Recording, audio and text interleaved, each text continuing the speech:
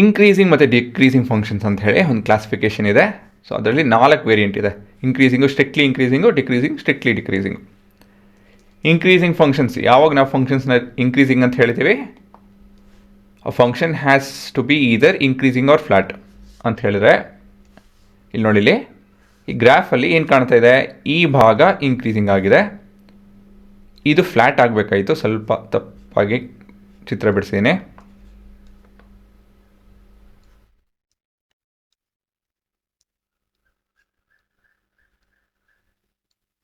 So this is flat region ಆಯಿತಾ.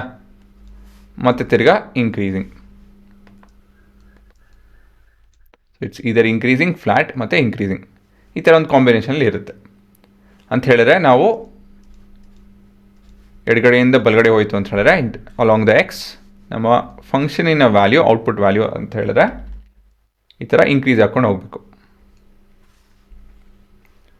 So as a definition, let I be an interval contained in the domain of a real valued function, then f is said to be increasing on I if x1 is less than x2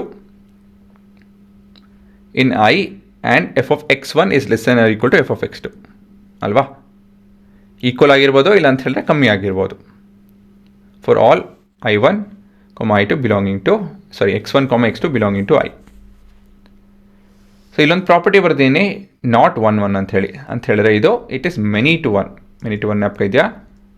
many to one ಅಂತ ಹೇಳಿದ್ರೆ ಒಂದಕ್ಕಿಂತ ಹೆಚ್ಚು, 2 R more ಇನ್ಪುಟ್ಸ್ಗೆ ಒಂದೇ output ಇತ್ತು ಅಂತ ಹೇಳಿದ್ರೆ ಏನಂತ ಕರಿತೀವಿ ಅದನ್ನು, ಮೆನಿ ಟು ಒನ್. ಸರಿನಾ? So increasing functions are not many to one, are not 1 1, they are many to one. ಆಯಿತಾ? ಅದೇ ಸ್ಟ್ರಿಕ್ಟ್ಲಿ ಇನ್ಕ್ರೀಸಿಂಗ್ ಏನಪ್ಪ ವ್ಯತ್ಯಾಸ ಅಂತ ಹೇಳಿದ್ರೆ, ಸ್ಟ್ರಿಕ್ಟ್ಲಿ ಇನ್ಕ್ರೀಸಿಂಗಲ್ಲಿ ಸ್ಟ್ರಿಕ್ಟ್ಲಿ ಅಂತ ಹೇಳಿದಾಗ ಆಗಿರಲೇಬೇಕು, ಬೇರೆ ಪಾಸಿಬಿಲಿಟಿ ಇಲ್ಲ ಅಂತ ಹೇಳಿದ್ರೆ it cannot be flat, it's always increasing ಅಂತ ಹೇಳಿ. ಸೊ ಇಲ್ಲಿ ಗ್ರಾಫಲ್ಲಿ ನೋಡ್ಬೋದು, it's always increasing. Left to right move ಆದಾಗ we can see the function is increasing. As a definition ಇಲ್ಲಿ ನೋಡ್ಬೋದು, the function f of x1 is always less than F of x2. ಇಲ್ಲಿನ special property ಏನಂತ ಹೇಳಿದ್ರೆ, it always has to be 1 1. ಏನಕ್ಕೆ ಅಂತ ಹೇಳಿದ್ರೆ we don't have no flat region, because there are no flat region.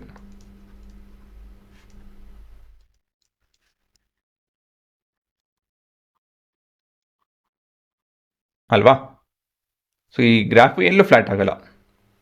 So ಇದು ನಿಮ್ಮ fundamental idea of strictly increasing. Next decreasing function. Decreasing ನೀವು guess ಮಾಡ್ಬೋದು. ಸೊ ಗ್ರಾಫ್ ನೋಡಿ ನೀವೇ ಹೇಳ್ಬೋದು ಇಲ್ಲಿ ಏನಾಗ್ತದೆ ಅಂತ ಹೇಳಿ. ಸೊ ಇಲ್ಲಿ ಈ ಭಾಗ ಇಲ್ಲಿವರೆಗೂ ಕಮ್ಮಿ ಹಾಕ್ಕೊಂಡು ಹೋಗ್ತಾಯಿದೆ, ಮತ್ತು ಇಲ್ಲಿಂದ ಇಲ್ಲಿ ಫ್ಲ್ಯಾಟ್ ಆಗಿದೆ.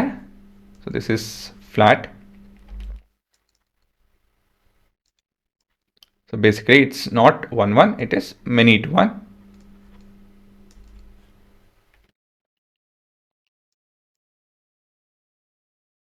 And again it is decreasing. So ಇದು ಸಾಧ್ಯತೆ ಇದೆ, ಇದರ ಸಾಧ್ಯತೆ ಇದೆ. ಸೊ ಇಲ್ಲಿ x1 ಟು x2 ಈ ಥರ ಮೂವ್ ಆಯಿತು ಅಂತ ಹೇಳಿದ್ರೆ F of x1 will be greater than F of x2. ಆಯಿತಾ? It can be equal also, ಅದು ಕೂಡ condition is okay.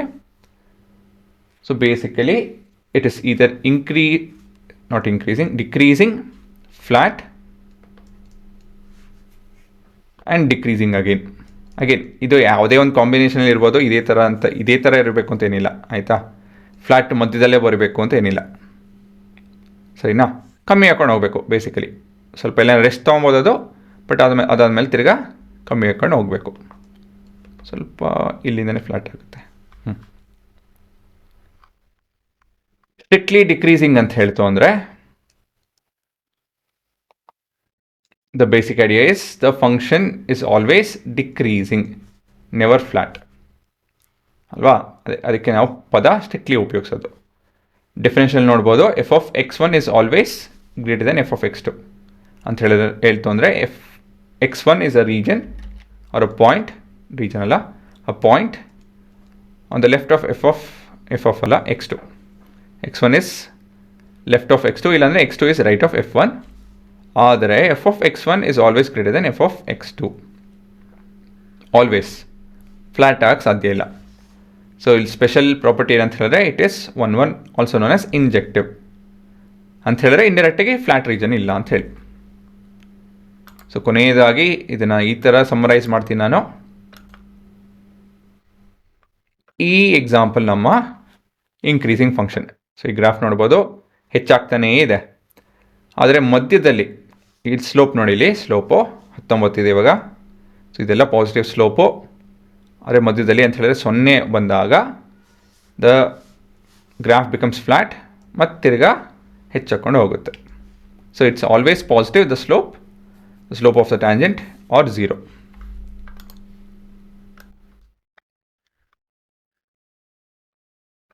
Next, this is positive slope. This is again positive slope. And this is positive slope. ಅಲ್ವಾ? ಇಲ್ಲಿ slope ನೀವು values ನೋಡಿಲ್ಲ ಅಂತ ಹೇಳಿದ್ರೆ ನೀವೇ ಎಕ್ಸಿಕ್ಯೂಟ್ ಮಾಡಿ. ಅಫ್ಕೋರ್ಸ್ ಈ ಕೋಡ್ ಎಲ್ಲ ಅವೈಲೇಬಲ್ ಇರುತ್ತೆ. ಎಕ್ಸಿಕ್ಯೂಟ್ ಮಾಡಿ ಮತ್ತು ನೀವೇ ಚೆಕ್ ಮಾಡಿ. So this is an example of always increasing, strictly increasing. ಸರಿನಾ? ಇದು ಬರೀ ಡಿಕ್ರೀಸಿಂಗು, ಸ್ಟ್ರಿಕ್ಟ್ಲಿ ಅಲ್ಲ. ಸೊ ಡಿಕ್ರೀಸಿಂಗಲ್ಲಿ ನೋಡ್ಬೋದು ಕಮ್ಮಿ ಹಾಕೊಂಡು ಹೋಗ್ತಾಯಿದೆ, ನೆಗೆಟಿವ್ ವ್ಯಾಲ್ಯೂ ನೋಡ್ತಾ ಇದ್ದೀವಿ, ಸ್ಲೋಪು ಕಮ್ಮಿ ಹಾಕೊಂಡು ಹೋಗ್ತಾ ಇದೆ. ಮತ್ತಿಲ್ಲಿ ತಿರ್ಗಾ ಏನಾಗ್ತಾಯಿದೆ, ಇದು 0 ಆಗ್ತಾಯಿದೆ. So that is also possible. ಇನ್ನೊಂದು ಸ್ವಲ್ಪ ಬ್ರೇಕ್ ತೊಗೊಂಡಂಗೆ ಅದು. ಅದಾದಮೇಲೆ ತಿರ್ಗಾ ಏನಾಗ್ತಾಯಿದೆ ನೋಡಿ, ತಿರ್ಗಾ ಕಮ್ಮಿ ಹಾಕೊಂಡು ಹೋಗ್ತಾಯಿದೆ. ಹುಡುಗರ ಮಧ್ಯದಲ್ಲಿ ಬ್ರೇಕ್ ತೊಗೊಬೇಕು, 0 ಇಲ್ಲೇ ಬರಬೇಕು ಅಂತೇನಿಲ್ಲ. The graph can start of with 0 slope and become decreasing. Strictly ಬಂದಾಗ ಇದು ಯಾವತ್ತಿದ್ರೂ ಬೀಳ್ತಾನೇ ಇರುತ್ತೆ. ಇಲ್ಲಿ ನೋಡ್ಬೋದು ಸ್ಲೋಪು -1 ಇದೆ, -2, 5, 10, 15, 30, 200, 1000 ನೋಡ್ಬೋದು. ನೆಗೆಟಿವ್, ಎಲ್ಲ ನೆಗೆಟಿವ್ ವ್ಯಾಲ್ಯೂ. ಕೊನೆಯದಾಗಿ 6000. ಆಯಿತಾ? So it's always decreasing. ಸರಿನಾ?